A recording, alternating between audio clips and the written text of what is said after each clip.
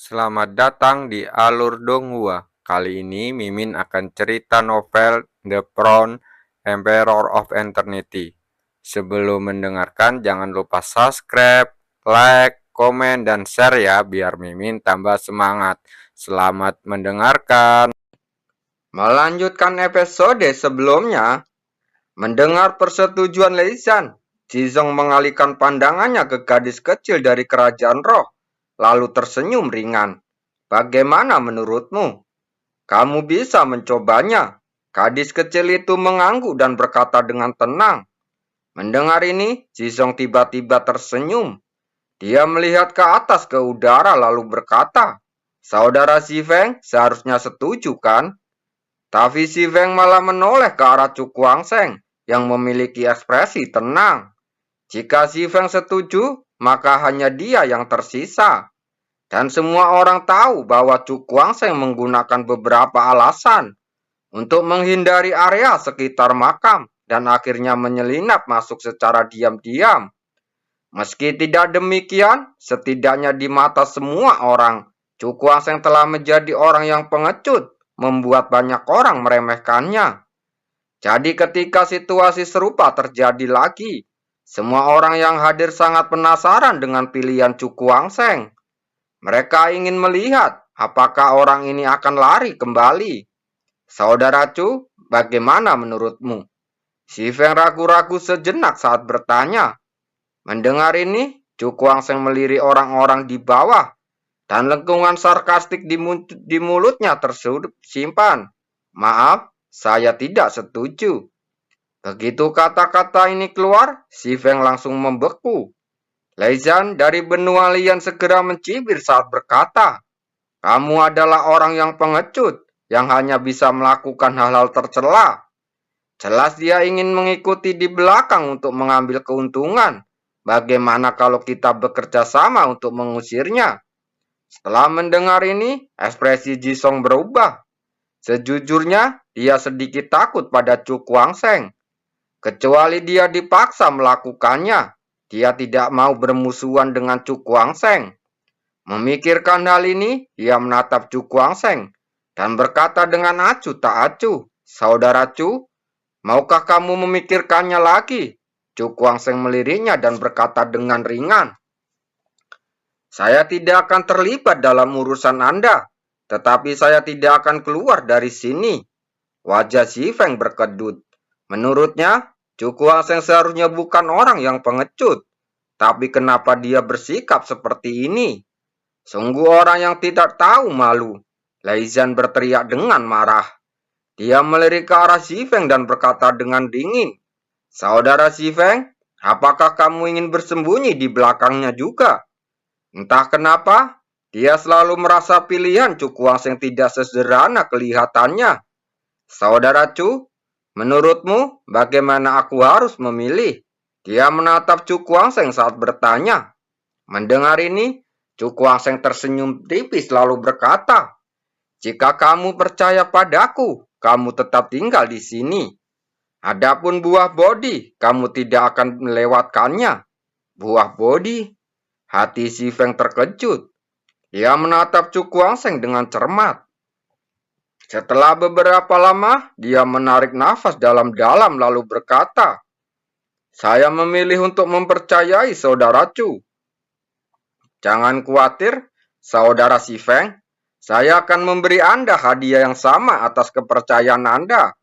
Si Feng tampak sedikit tersenyum pahit. Sejujurnya, ini merupakan pertaruhan baginya untuk membuat pilihan seperti itu.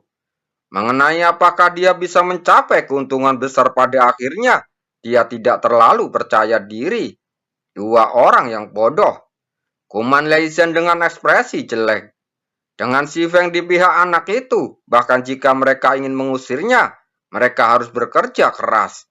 Jadi bagaimana jika kita membiarkan mereka tinggal di sini saja? Mungkinkah dengan begitu banyak dari kita masih takut pada buah yang dirampok? Ayo kita lakukan. Setelah mengatakan ini, dia berteriak dengan suara rendah dan memimpin dalam menyerang pohon roh bodi. Setelah melihat ini, Leizhan menatap tajam ke arah Chu Kuang-seng, lalu terbang keluar. Setelah itu, dua orang kuat dari benua Lei mengikutinya. Ayo pergi ke sana juga. Gadis kecil dari kerajaan roh menepuk-nepuk kukus salju di bawahnya dan terbang ke sisi pohon Bodhi. Si Feng menatap semua ini dan tidak bisa menahan diri untuk tidak mengerutkan kening. Dia berkata dengan sedikit khawatir, jika orang-orang ini memecahkan penghalang, saya khawatir kita tidak akan bisa menyentuh buah Bodhi. Belum ditambahkan yang lain, mereka berlima saja berada di ranah Zotian tingkat 8. Dan di pihak mereka, bahkan termasuk Liu Fei, mereka hanya ada 3 orang. Mendengar ini, Chu Guangsheng tersenyum saat berkata, Saudara Si Feng tidak perlu khawatir. Dengan kekuatan orang-orang ini, mereka tidak akan menembus penghalang pohon roh Bodhi.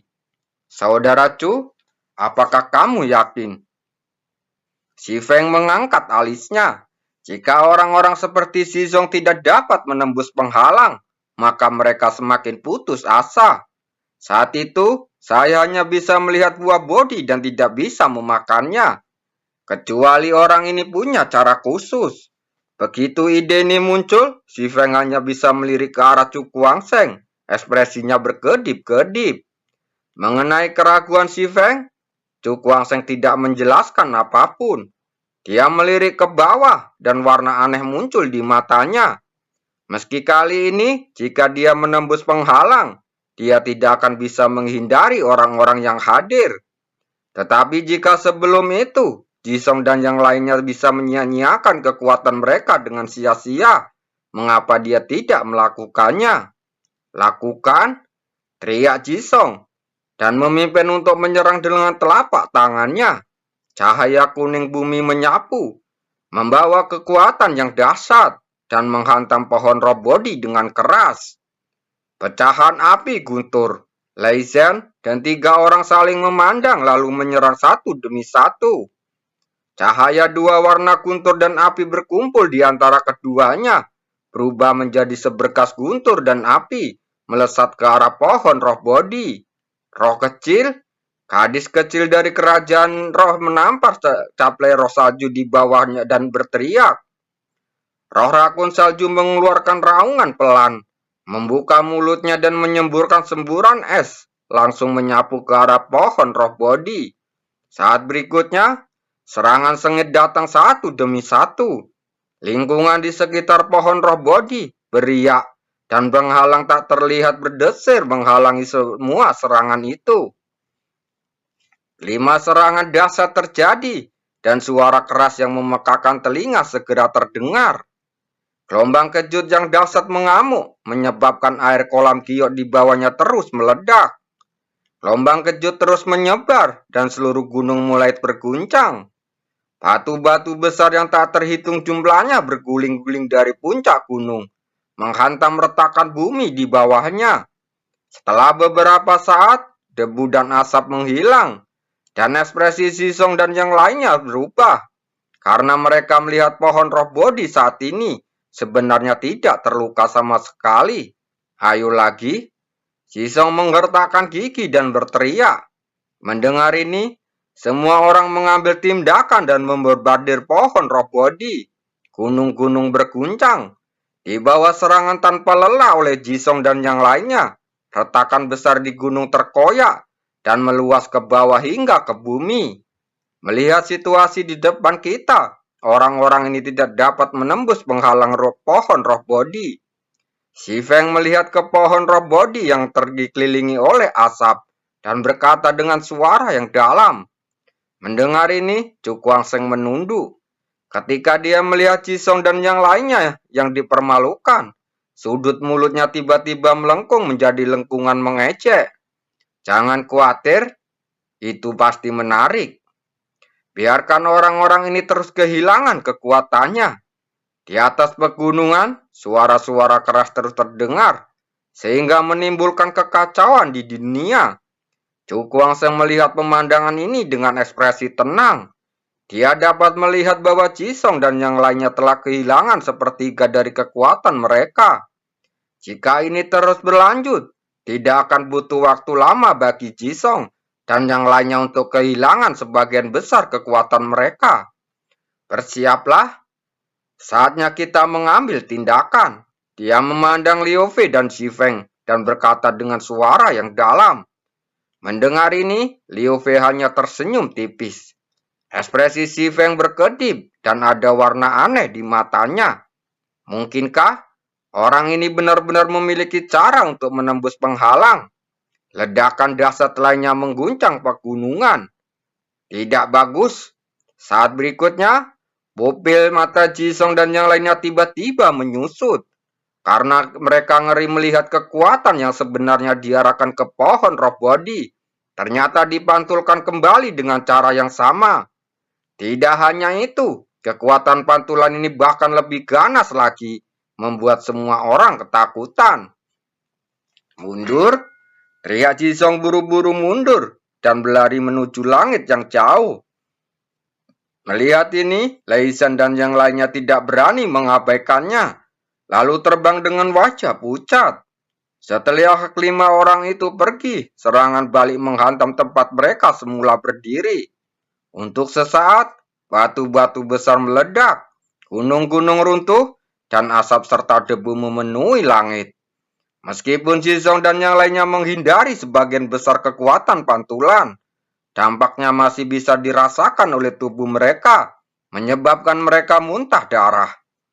Chu Guangsheng memandang orang-orang ini dengan ekspresi acuh tak acuh, lalu menundukkan kepalanya untuk melihat pegunungan di bawah, dan ekspresinya segera berubah.